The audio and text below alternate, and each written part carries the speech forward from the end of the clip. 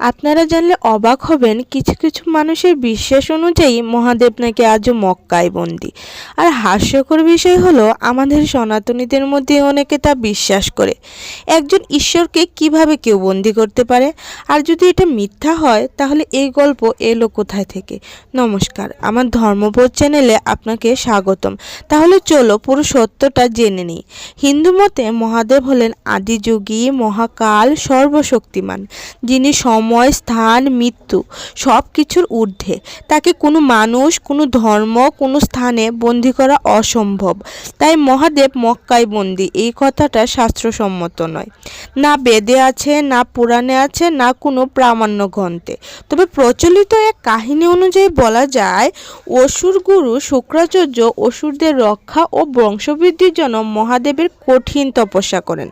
শুক্রাচার্যের সাধনায় খুশি হয়ে মহাদেব শুক্রাচার্যকে নিজের রূপের একটি শিবলিঙ্গ উপহার করেন এবং তাকে বলেছিলেন বৈষ্ণব ভক্তদের কাছ থেকে দূরে থাকতে হবে।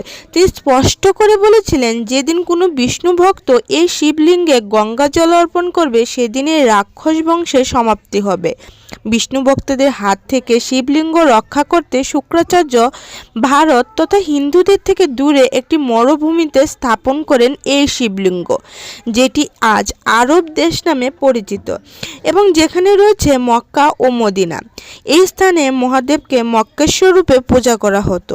পরবর্তীতে ধারণা করা হয়, এই স্থানে মুসলিমদের তাদের সবচেয়ে পবিত্র স্থান হিসাবে কাবাঘর স্থাপন করেন।